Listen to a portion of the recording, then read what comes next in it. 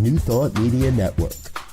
We are a global broadcast network of positive music, media, and entertainment, inspiring humanity's evolution along the journey of enlightenment and creating a world of love, peace, empowerment, and prosperity for all. New Thought Media Network. Positively inspiring.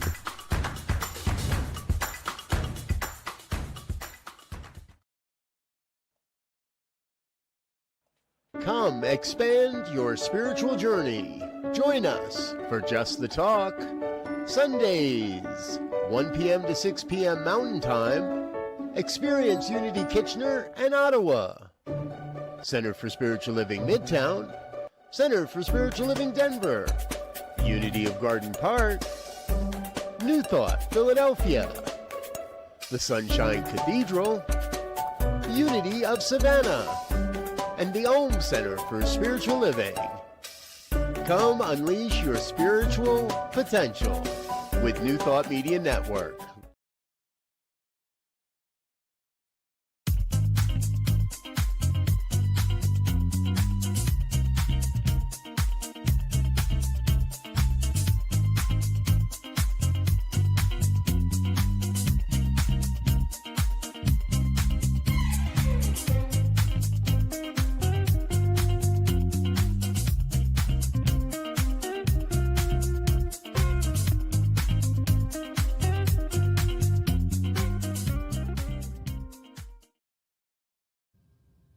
Hey everybody, Tracy Brown here, author of Stained Glass Spirit, Becoming a Spiritual Community Where Oneness Does Not Require Sameness.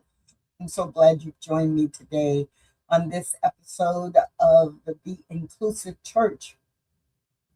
A couple of basics that I try to cover on a regular schedule is that we are definitely using the word church on purpose. So often people hear or speak the word church and they have in mind a building, right? And a brick and mortar place where you go on a Sunday morning. If it's a synagogue or a mosque, it may be a different day of the week than Sunday. But for a lot of us, we have connected the word church with a building, a piece of property. And if the pandemic didn't teach us anything else, it surely taught us that you could have a building and you would not be having church.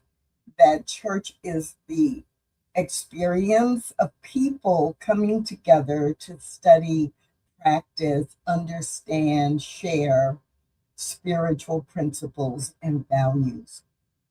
So saying inclusive church is deliberate to help us remember when we say church, we are talking about people, not property. And today I will be using the word leader, the leaders in the community, the leader of the community, of the leader in your church, the leaders in your ministry. And when I say leader, I am not only talking about ministers.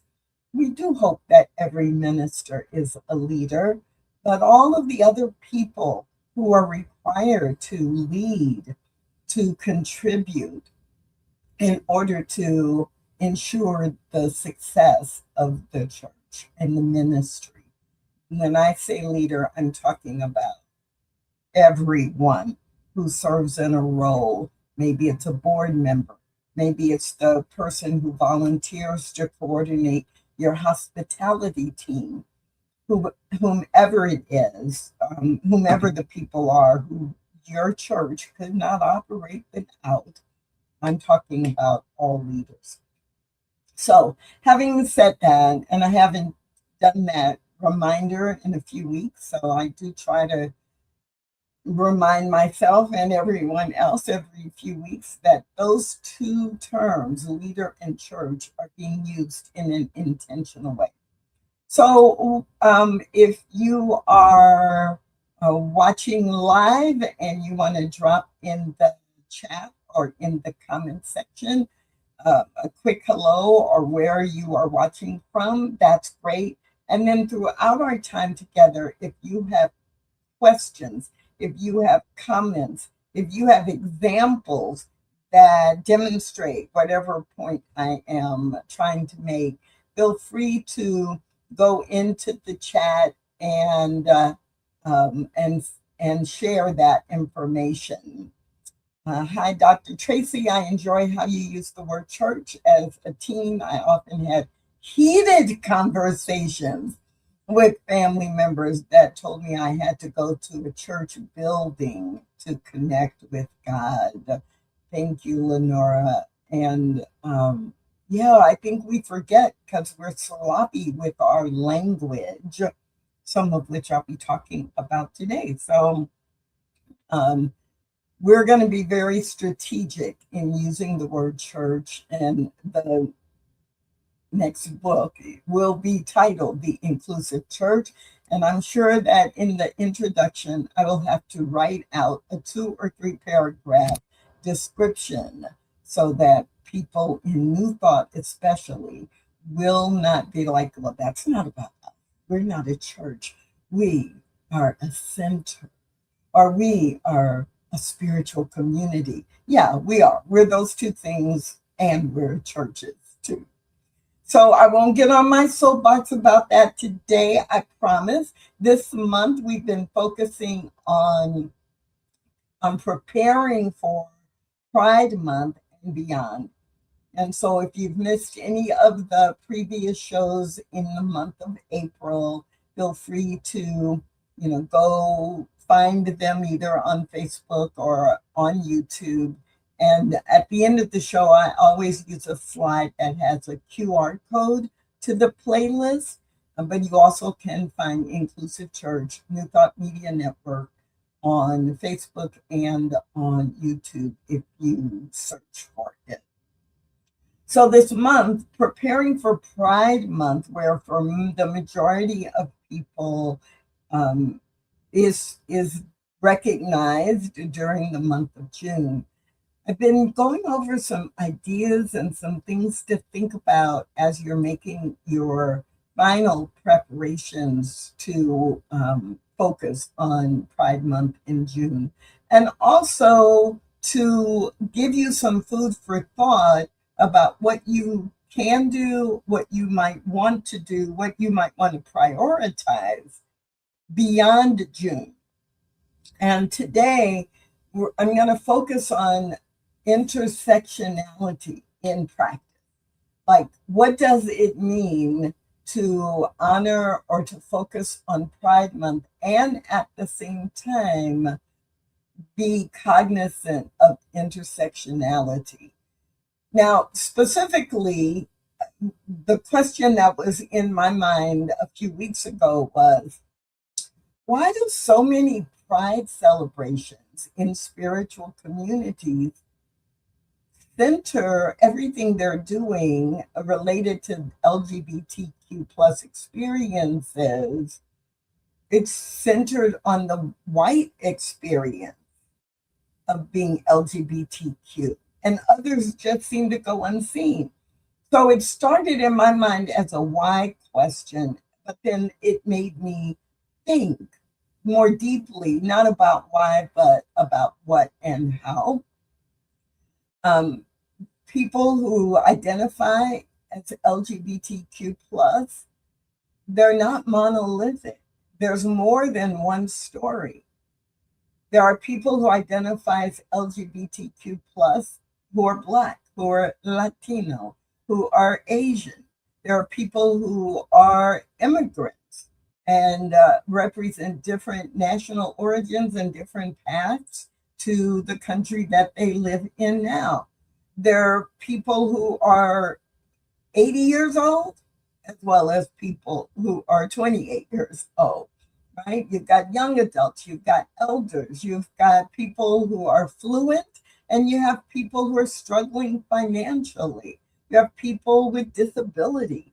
You have all kinds of people who identify as LGBTQ but often our Pride programming only reflects one version or a very tiny number of versions and of people who identify in these communities. And if we only show one picture, we're not actually practicing or demonstrating inclusion.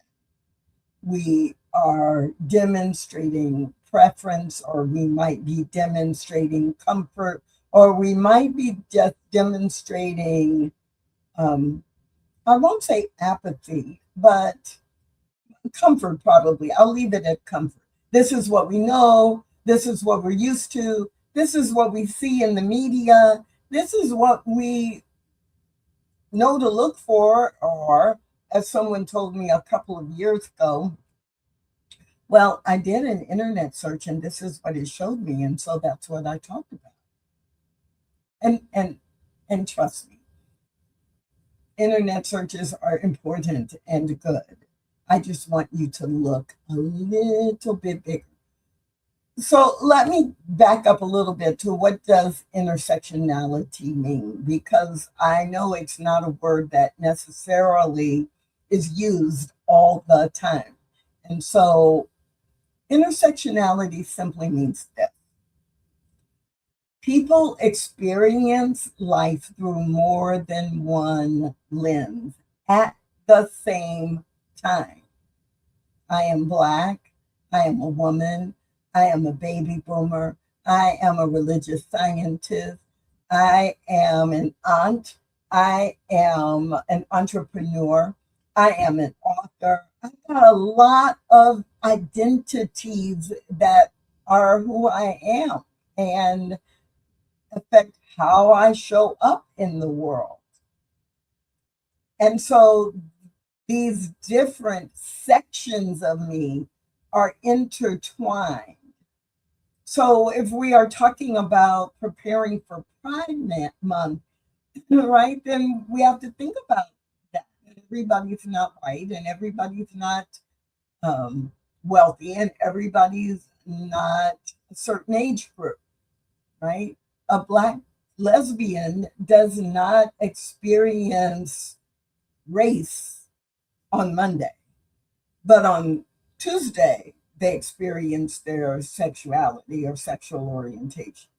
Like, no, both days they are living their life affected by both of those lenses. A transgender elder does not separate their age from their gender identity. Both are critical to the way they experience the world. That's intersectionality. A queer immigrant is not going to pause their cultural heritage, background, norms, and expectations in order to come to church.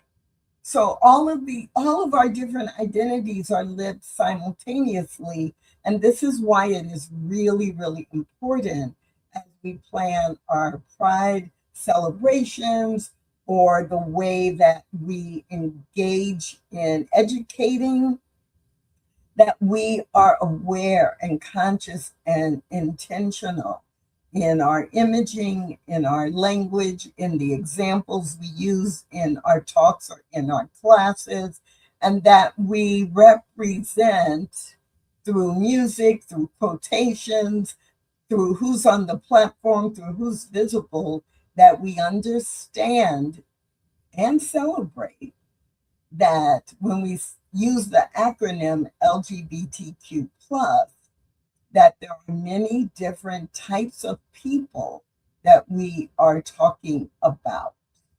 So if we say all are welcome here, but the images, the music, the leadership, the visibility on the platform, the stories we tell only reflect one cultural lens, people notice. And especially the people in the group or groups that we are saying we are honoring, they notice. And so we want to tell the whole story, or we want to tell broad examples. We want to share broad examples of the story, because not in Pride Month and not even in 1 year could we tell every story.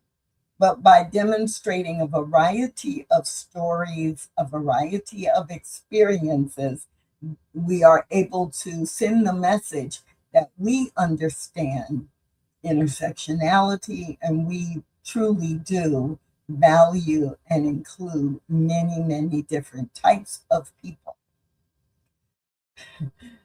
When I think about Pride Month and what I have seen, or what I have had people report to me, like even in some very progressive spiritual spaces, even from ministers and other leaders who I know have the best intention. If I ask, tell me 3 or 4 things that you are doing to either honor Pride Month or honor people who identify as LGBTQ plus throughout the year. But mostly for this moment, let's focus on Pride Month. I hear the same few things over and over and over again, where we have a rainbow flag, or we have images of rainbow flags.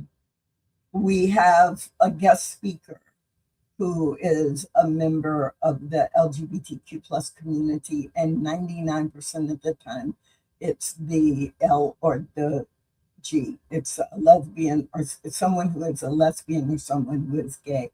And very rarely is it someone who is out as bi, or who is transgender, or who is non-binary, or who, right? It's almost always, up until now, it's almost always someone who is lesbian or gay.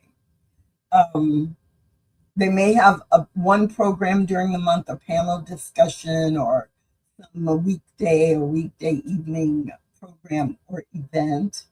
And oh yes, don't forget, because it's actually the number one example. Oh, we are either attending, marching in, or having a booth at our local Pride Parade or Pride Festival. In the last few years, I've heard, a dozen to 20 people talk about either hosting or having a group experience at a drag brunch. One spiritual center that I am aware of has, not just during Pride Month, but has used a drag show, a drag event as a major fundraiser. But so I'm hearing that come in a little bit more post-COVID, like in the last 5 or 6 years. But mostly those other things I named, they come up all the time. Rainbow flags or rainbow images in posts and in publications, a guest speaker, Pride Parade or Pride Festival locally, a panel discussion, and social media, that many churches will make sure that they have at least one social media post. And many do post once a week during Pride Month. And none of these things are inherently wrong. Let me say that again. None of those things are inherently wrong. In fact, every one of them is a good place to start. But that's not the full strategy. And in the context of intersectionality, most of those things continue to highlight the experience of the person who is LGBTQ plus and white. And so that's the imaging, or the perception of what is important. Think about it. Who gets published? Who gets a platform? Whose weddings are celebrated? When you think about who you've seen being married or married couples in the media, whose spiritual stories are considered universal, whose grief gets national attention. Often those images and the information that we all receive in the visual that goes with the story is someone white. So if you're in leadership in a church, it's important that you slow down just a little bit and ask, wait a minute, who's missing? Who feels invisible? Who might feel invisible here if we do it the way we've always done it? Who keeps getting invited to attend, but they don't show up? Or who gets invited to attend and participate, but they're never invited to lead? Because representation plus power is important, right? Representation without any authority or any power becomes decoration. It can show up or it can appear to be performance rather than true, authentic participation. So you want to make sure your Pride Month playlist includes people from different racial ethnic groups who identify as LGBTQ+. You want to make sure your guest speakers are including different aspects of the communities, and or you want to make sure that in prepping your speaker, you are intentional about asking them to include stories and examples or to highlight people from the multiple communities LGBTQ+. So if they are gay, you want to impress upon them that in their talk, it would be expected that they would give it some examples or highlight some people who are lesbian or transgender or non-binary, that we want the congregation in the church to be aware of all of the full spectrum of people. And you can ask your guest speakers to be sure to include or speak about the experience of people from other racial and ethnic groups. And let's say you only have a guest speaker one Sunday or 1 week. Then the other weeks, you have to hold yourself or your internal speakers to that same standard. And while this is important year-round, it is especially important during Pride Month, because that is an opportunity for you to truly make a statement about what is important, how it is represented in your spiritual community. And when you are doing that, you really are giving people an opportunity to understand why the spiritual practice of inclusion is so important. You model it instead of just talk about it. So let's move from kind of diagnosing what the problem is or what the opportunity is to design. So think about 4 things in your church. The voices who speak, or the music telling, the storytelling that is included, the music that is shared, and leadership. Okay? The voices, the music, the stories, and the leadership. I'd say it again so I can try to remember to touch on all 4 of them. So the voices, you want to have diverse voices. So I'm just building on kind of what I said 3 minutes ago. And not just who's speaking, who's giving the sermon or the talk, but who's teaching the classes, especially the classes that you might be promoting during the month of June or during Pride Month, whenever it is in your part of the world. Who's teaching? Who, if you have a panel, who have you invited on the panel?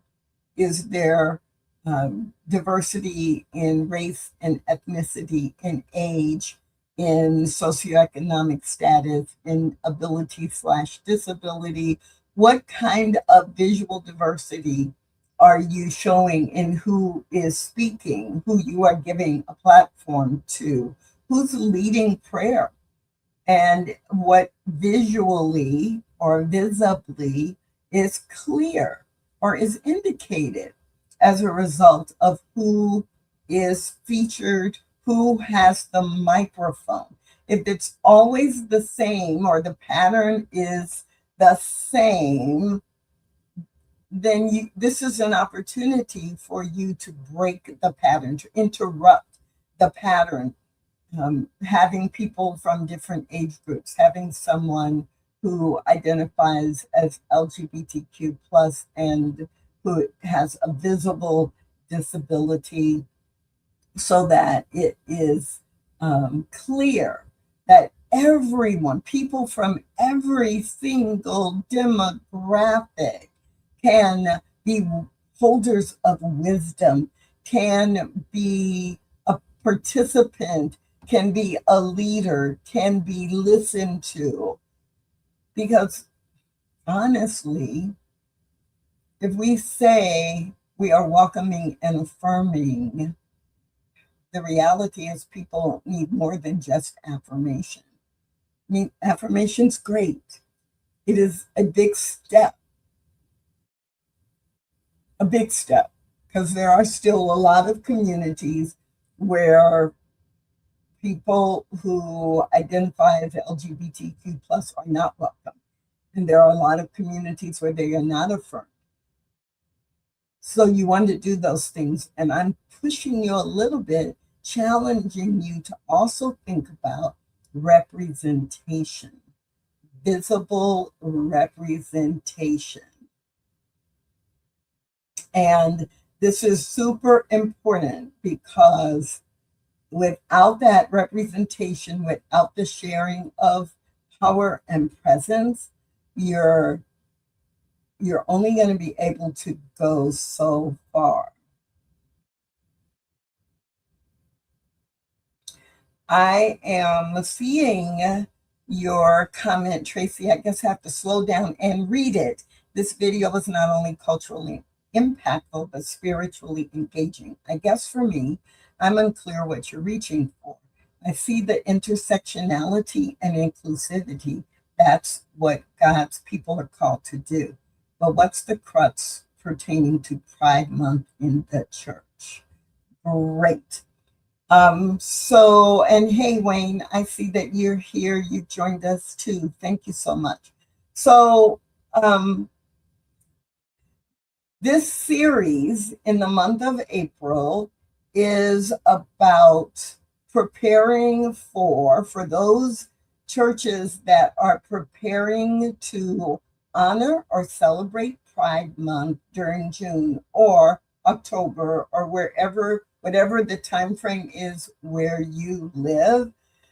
This has been a 4-part series. This is number 4 in a 4-part series about things to keep in mind. So inclusion is all year long. And there are times during the year when we find ourselves focusing on or highlighting specific groups. So for those centers that are focused Pride Month, this series is about being a part of that. And I don't think you can see me, but I'm going to keep talking while I work on that so that I can, in case you can hear me. Okay, so now I am seeing myself back. Wow, Tracy Smalls Marshall, I don't know what it is about your question that shifted everything, but I'm here for it. I'm here for it. And if someone who is watching can confirm for me that you can now hear and see me again, that would be great.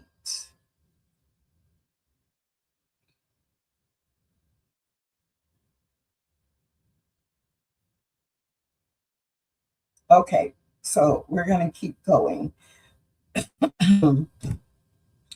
So the idea about being authentic and about recognizing intersectionality is important because often, in summary of the 20 minutes, we forget about intersectionality, and then what happens is that within the community, the images that people see are only white people who identify as LGBTQ or plus, or that there are people only from one gender or from one age group.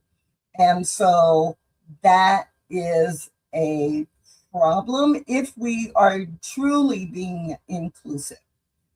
So let's be clear that during Pride Month and beyond, because we need to be doing this work year round, even though we may have a very intense focus during 1 month. And so our languaging and our storytelling really, really matter. We've got to go beyond just the quote, love is love, or we've got to go beyond the spiritual principle that, there's oneness. And so we value everyone.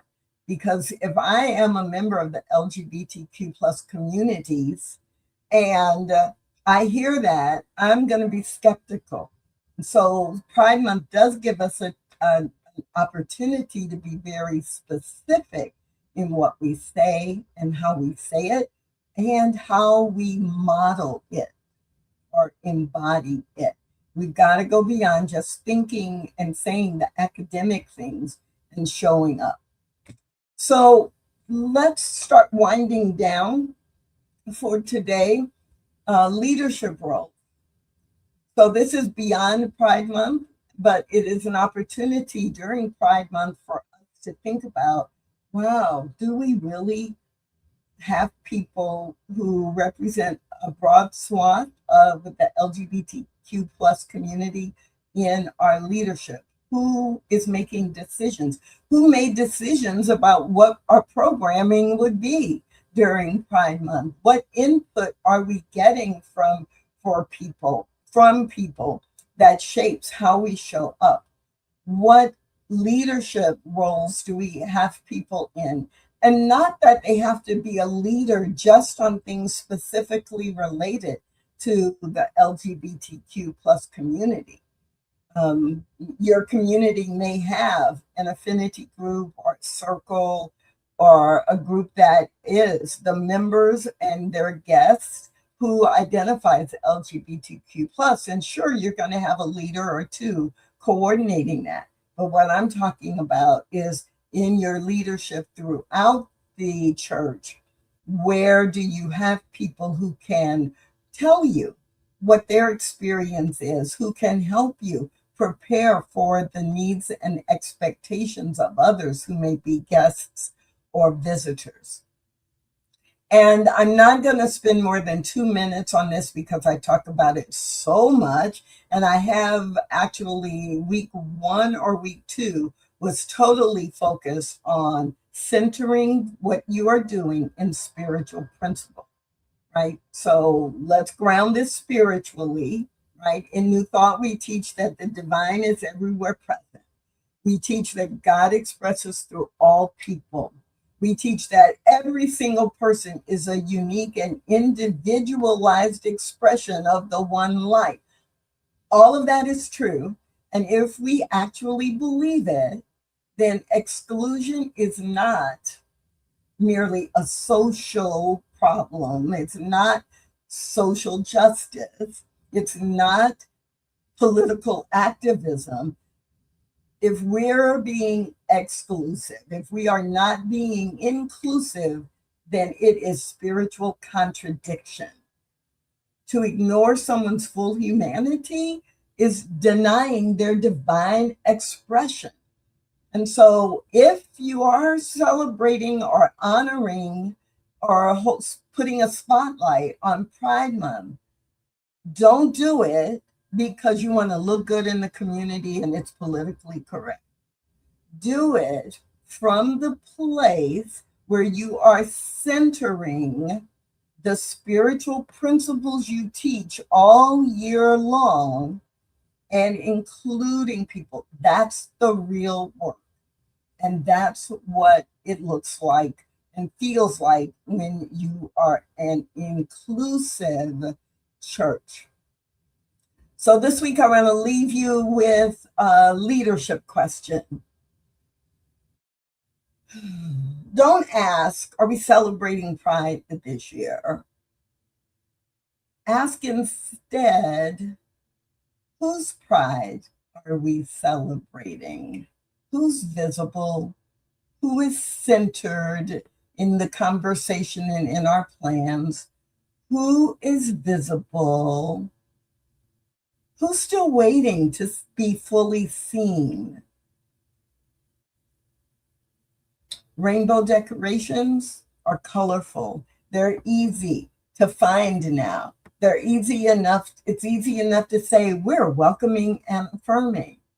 But if we're serious about inclusion, we've got to move beyond the symbolism and actually create our structure within our church that makes this visible in June, but integrated and embodied all year long. It's time for us to move beyond welcoming to actually witnessing in the context of demonstrating what we believe and how we behave. This is where the transformation lives. And because this has been it's been fun all month to focus on this, but it's also required me to go pretty deep and into what do I really believe and what have I shared with some of the churches that I've worked with over the last 10 or 12 years. And so I'm pulling all of that together into a toolkit that will be available during the month of May and beyond. Pride Month Planning Toolkit. It will include not transcriptions, but notes from all 4 of the sessions that I've done this month on this topic, and a lot of other resources and tools that will be helpful for you. And so I love, Tracy, your comment about equity in the church should be centered around God. Intersectionality is so big. Well, that's one and the same thing, right? If all the ways that we show up are expressions of God, and we are all examples of that, then the intersectionality really is authenticity. And we get the opportunity to share with people, that this is what we believe and this is how we live it. Marjorie, great. I'm so glad that you were here today. And everybody else, I can see people on LinkedIn and YouTube and a couple of different Facebook channels. So at the end of the show, after I end, there is a playlist, a QR code that you can click on to get access to the playlist, or again, you can look on and just do a search on YouTube for the Inclusive Church, New Thought Media Network, or Tracy Brown, or in Facebook, you can do the same, and you can get access to all the previous shows this month, as well as for the last couple of years. My name is Tracy Brown. I'm so glad you joined me today, and I hope to see you again. We're here every Tuesday at noon Mountain Time, right here on the New Thought Media Network. Bye for now. Thanks for watching The Inclusive Church with Tracy Brown. Join us again next week at 12 noon Mountain Time.